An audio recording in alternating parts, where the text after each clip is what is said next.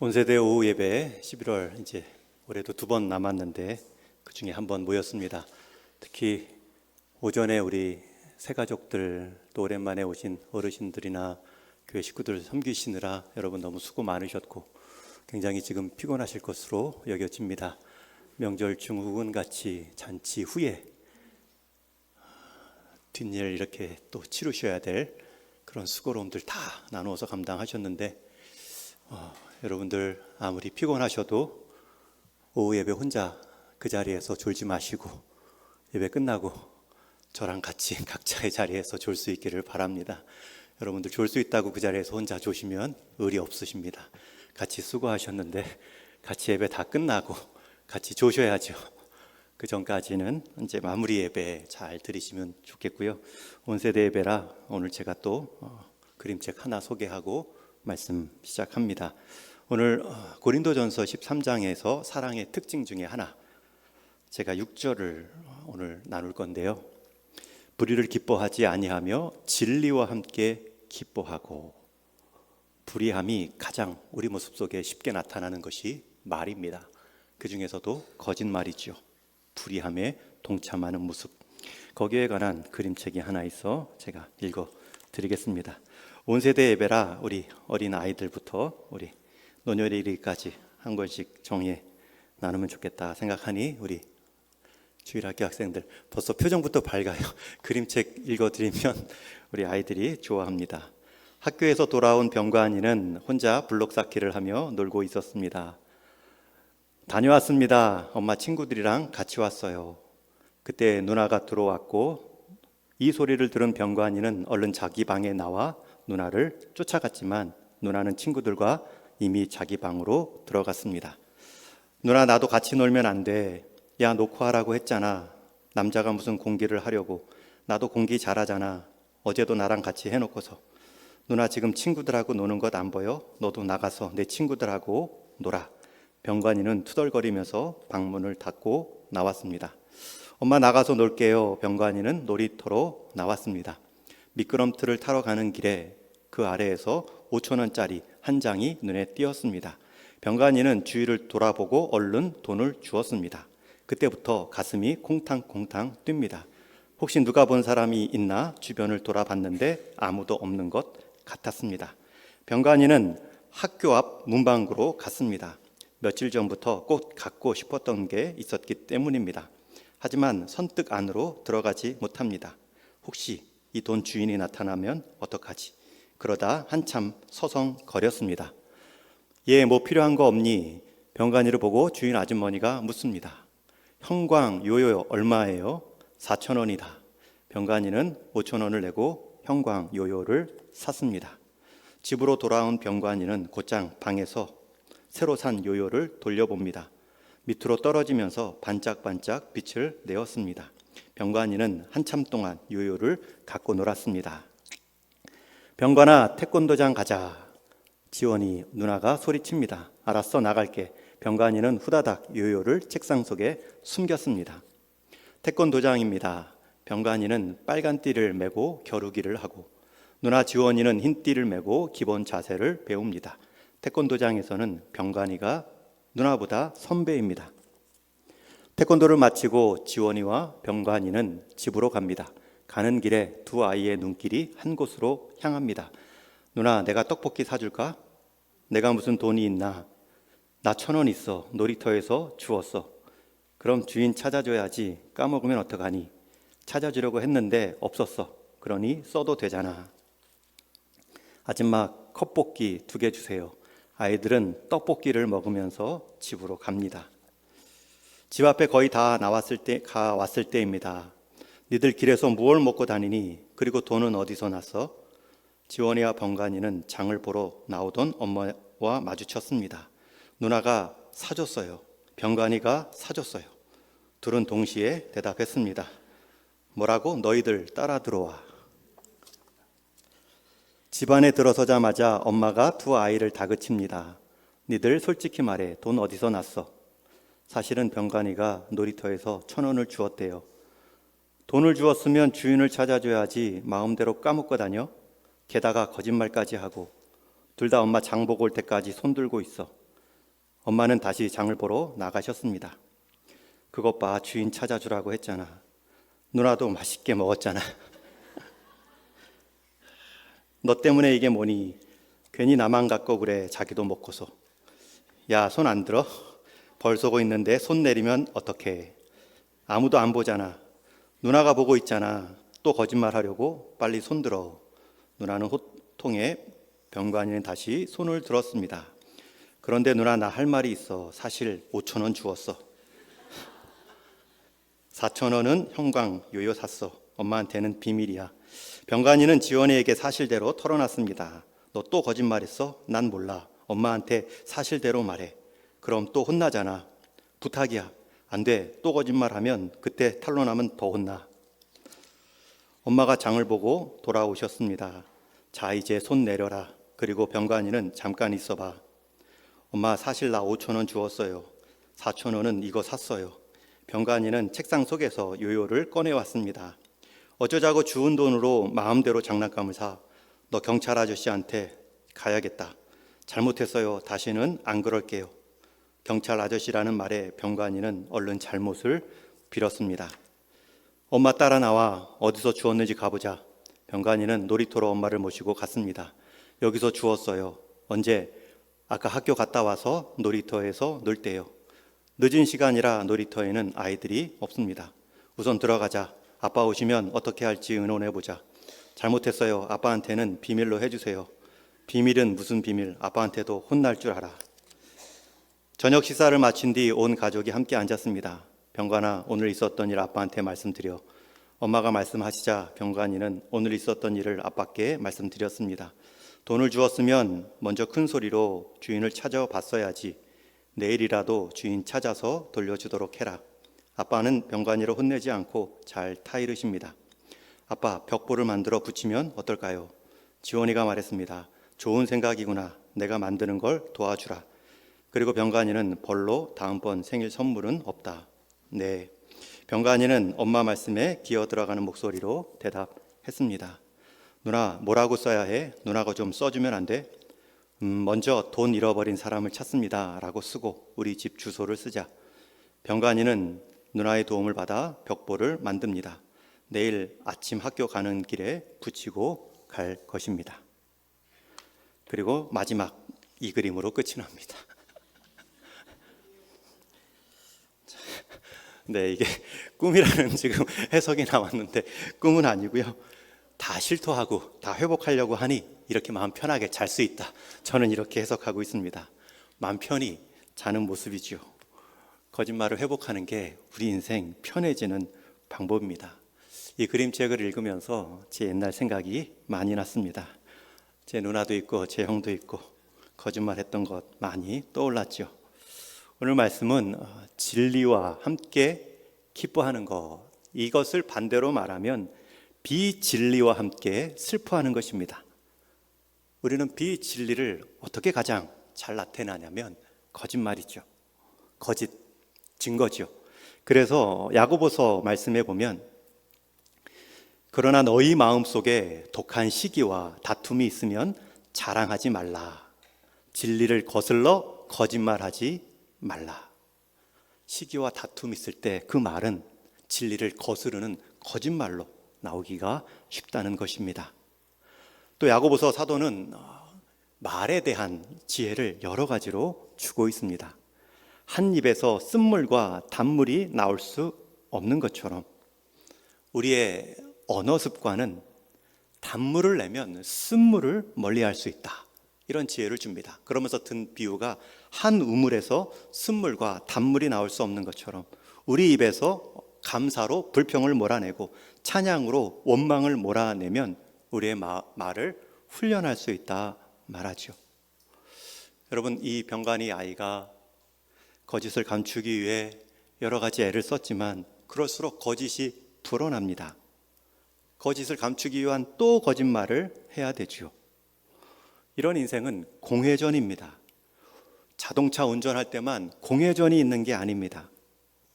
운전 중에 차량은 이동하지 않고 엔진과 기름만 소모하여 제자리 서 있는 공회전하는 인생이 있습니다. 야구로 치면 헛스윙, 축구로 치면 헛발질, 이 공회전과 헛스윙과 헛발질의 특징이 뭐냐면 오히려 더 큰 에너지를 소모하지만 결실 없이 제자리만 맴돌고 육체적, 심적, 정신적으로만 소모되는 모습이죠. 여러분, 사랑한다, 진리와 함께 기뻐한다, 이것은 우리 인생의 공회전을 방지하는 모습입니다. 더 힘겨운 것 같지만 지나고 나면 더 유익한 것이 많습니다. 제가 지난주에 문장과 순간이라는 책을 쓴 박웅현 작가, 카피라이터인데 이분이 쓴 글 중에 좋은 문장 하나 있어 제가 따왔습니다. 제가 조금 변형했습니다. 우리 인생의 성숙 가늠자는 좋아하는 것을 가지는 삶에서 가진 것을 좋아하는 삶으로의 전환이다. 다시 한번 읽어드릴게요. 우리 인생이 성숙했는가? 그 가늠자는 좋아하는 것을 가지는 삶에서, 좋아하는 것을 가지려 애쓰는 삶에서 가진 것을 좋아하려는 애씀의 삶으로의 전환이다. 여러분, 좋아하는 것을 얻으려고 공회전할 수도 있고 거짓말할 수도 있습니다. 그러나 우리에게 주시는 것들이 얼마나 풍성한지를 가진 것을 새롭게 깨닫는 것, 그것이 인생의 성숙이고 나이 들어감의 지혜다. 실제로 그렇습니다. 전에는 좋아 보이지 않던 것들이 얼마나 좋은 것인지 나이 들수록 새롭게 경험하는 것이 너무나 많습니다. 그림책 꼬마도 좋아하는 것 가지려다가 거짓말까지 이어졌고 또 덮으려다가 또 거짓말했고, 집에 가진 장난감도 많고 집에 해줄 간식 어머니도 있는데 요요 사고 떡볶이 사 먹다가 거짓말까지 이어졌습니다. 그 대신 내게 있는 것, 가진 것을 좋아하는 삶, 이것이 인생의 재발견, 재만족이고 사랑의 성숙입니다. 이런 삶이라면 거짓 공회전이 줄어듭니다. 이런 삶이라면 괜한 부풀리는 것도 사라지죠. 제가 아내와 결혼하기 전에 저는 커피를 좋아하지 않았습니다. 가난한 전도사 시절 돈만 아깝고 쓰디 쓴 커피를 별로 좋아하지 않았지요. 군생활 27개월, 2년 반 정도 하면서 제가 잠깐 당번병 하면서 커피를 많이 타드린 적이 있는데 그 당시 커피는 다 맥심 커피입니다.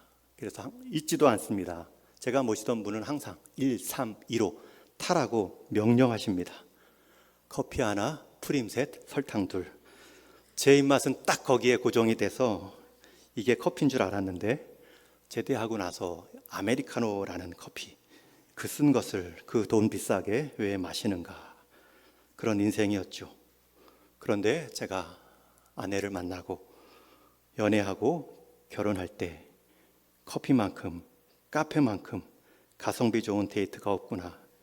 커피 한 잔에 책 읽고 더위와 추위 피하고 비 오는 날에 음악 들으며 보내는 느낌들이 너무나 좋았습니다. 그리고 점점 커피, 카페 라떼의 맛을 알아가기 시작했습니다. 우리가 살면서 그때는 맞았고 지금은 틀리다 라고 인정하는 것이 부끄러움이 아닙니다. 거짓말은 부끄러움이지만 그 당시에는 그런 가치관, 또 지금은 이러한 삶의 변화, 반대로 그때는 틀렸지만 지금은 맞다라고 인정해야 할 때 인정하는 것도 거짓말은 아니죠. 삶의 공회전을 줄이는 지혜입니다. 제가 한 목사님께 들었는데요, 다른 교회 원로 장로님 두 분이 교회 종탑 세우는 일로 심하게 다투었다고 합니다. 시무 장로님 섬기실 때에 한 분은 종탑은 철로 해야 된다, 또 한 분은 나무로 해야 된다. 튼튼한 것은 철이고 아름다운 것은 나무지요.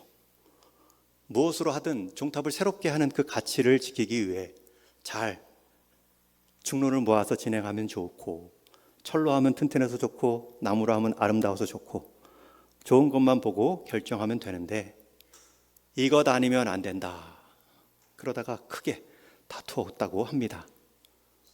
그런데 더 재밌는 것은 그렇게 다툴 정도로 진리로 여긴 가치관이라면 아무리 나이가 들어도 본인들이 그때 철이었는지 나무였는지 기억을 하셔야 되는데, 이분들이 자기가 철을 했는지 나무를 말했는지 두 분 다 모릅니다. 두 분 다 누가 철을 말했고 누가 나무를 말했는지 모른다는 말은 방법적인 면에서 얼마든지 타협할 수 있다는 것이죠. 그걸 미리 했으면 공회전을 줄일 수 있습니다. 우리가 다투는 일의 80%는 대개 방법에 관한 문제입니다. 이렇게 할 수도 있고 저렇게도 할 수 있는 일입니다.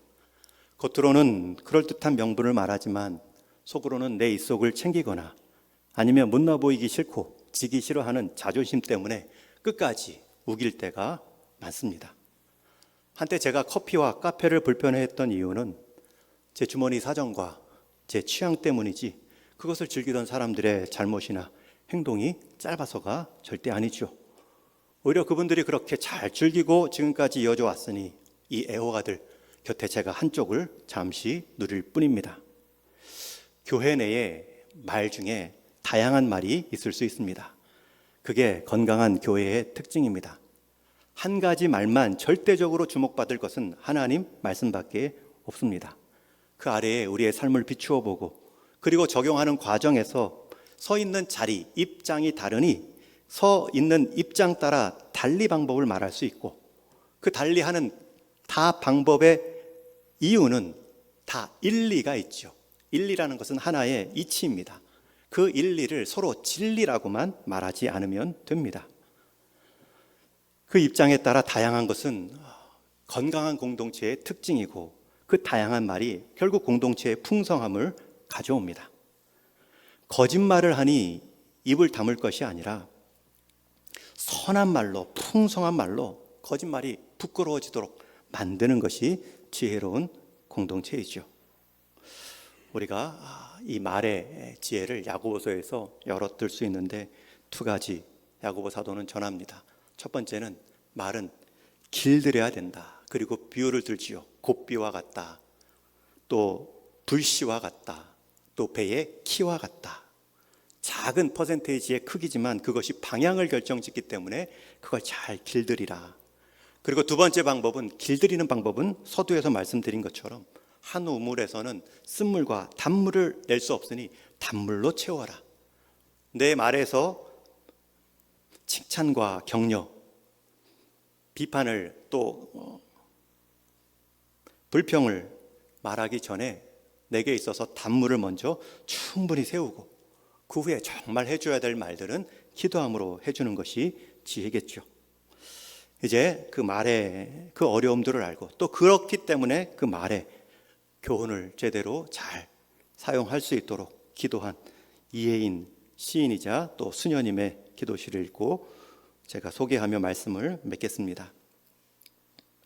매일매일 돌처럼 차고 단단한 결심을 해도 슬기로운 말의 주인 되기는 얼마나 어려운지요. 날마다 내가 말을 하고 살도록 허락하신 주여, 하나의 말을 잘 탄생시키기 위해 먼저 잘 침묵하는 지혜를 깨우치게 하소서. 해프지 않으면서 풍부하고 경박하지 않으면서 유쾌하고 과장하지 않으면서 품위 있는 한마디의 말을 위해 때로는 진통 겪는 어둠의 순간을 이겨내게 하소서. 내가 이웃에게 말을 할 때에는 하찮은 농담이라도 함부로 내뱉지 않게 도와주시어 좀 더 겸허하고 좀 더 인내롭고 좀 더 분별력 있는 사랑의 말을 하게 하소서. 내가 어려서부터 말로 저지른 모든 잘못, 특히 사랑을 거슬린 비방과 오해의 말들을, 경솔한 속단과 편견과 위선의 말들을 용서하옵소서. 나날이 새로운 마음, 깨어있는 마음, 그리고 감사한 마음으로 내 언어의 집을 짓게 하시오. 해처럼 환히 빛나는 삶을, 노래처럼 즐거운 삶을 당신의 은총 속에 누리게 하소서. 말 한마디로 상대방을 세울 수도 있고 무너뜨릴 수도 있습니다. 그 중에 가장 안 좋은 말 중에 하나가 거짓말이죠. 저는 오늘 예배하는 우리 다음 세대, 우리 자녀들 말의 훈련을 기억하십시오. 나이 들어간다고 좋은 말 자동으로 나오지 않습니다. 단속하셔야 됩니다. 좋은 말, 좋은 표현들을 많이 준비하셔야 됩니다. 그리고 안 좋은 말들은 끊어내야죠. 세 가지 안 좋은 말을 권면합니다. 첫 번째, 후회하는 말. 두 번째, 불평하는 말. 세 번째, 거짓말입니다. 후회하는 말은 나를 향한 말이고, 불평하는 말은 남을 향한 말이고, 거짓말은 하나님을 향한 말이다 생각하며 조심하고 단속하는 것이 지혜입니다. 오늘 말씀에서 불의와 함께 기뻐하지 않고 진리와 함께 기뻐하는 그 삶을 우리가 말의 지혜로 잘 이어갈 수 있기를 주님의 이름으로 축원합니다.